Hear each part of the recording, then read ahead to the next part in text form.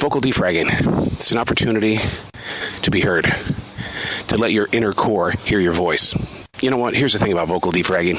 You can think a thought all day, and all it is something you're just going to pass along and give away to something that you don't even know belongs. It's a tough thing, this thing called thinking, especially when you don't use your words. But a vocal defrag is you're physically listening to the pitch, volume, and tone.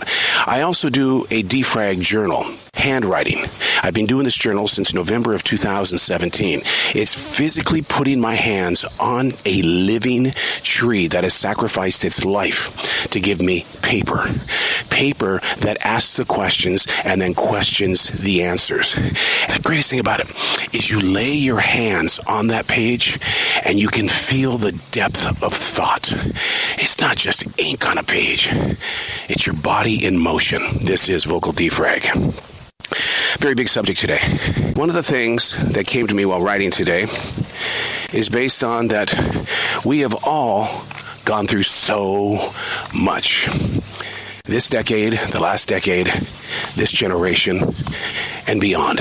We've all gone through so much. And many of us, we feel invisible. To which I ask, what do you see in the mirror? A mirage or a memory? I'm asking you that question. When you look into a mirror, what do you see? I'd like to invite you to see yourself, because that self has an imprint on this present day. That self can't run and hide in other places where there is no reflection. Some people think that my writing is a place of hiding. I don't use my voice.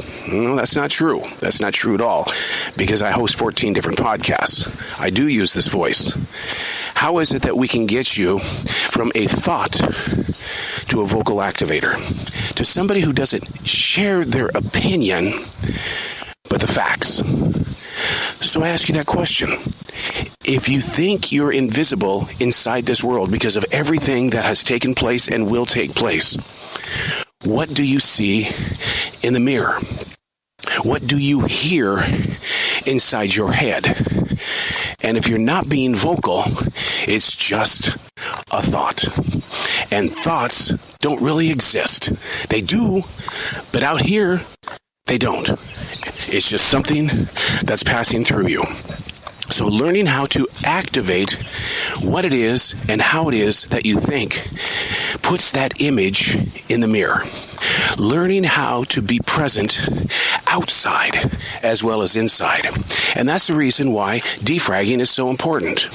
Because who you are on the inside is so different than the outside. I've been quoted to say that the reason why I miss out on a lot of conversations is because I have so many voices in my head that it's too noisy to hear those on the outside. So I've taken it upon myself to become a better listener, to calm down the invisible voices in my head. When you look at yourself in the mirror during these crazy times in history, which will continue, what do you see? Is it a mirage or is it a memory? What would it physically take to see yourself as you are, as you would like to become, being present in your moment of now, not exposing your emotions, but listening to your emotions? It's all right here. But if I were to come back to this path in this forest 10 minutes from now, I wouldn't be the same person, because we continuously evolve and change. And even though we try to fight that change and step free of anything that's getting in the way, what we need to do is we need to see ourselves in that mirror. Do you talk to yourself in the mirror? Lord knows I do. All my life.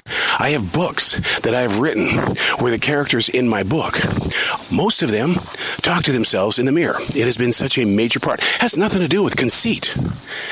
It's your identity. It's you. It's your imprint. It's factual. So much stuff has happened to the world. Many of us feel invisible. What do you see in the mirror? Is it a mirage Or is it a memory? Make it you. Ask yourself the question the answers. It's called vocal defragging. I'm Errol.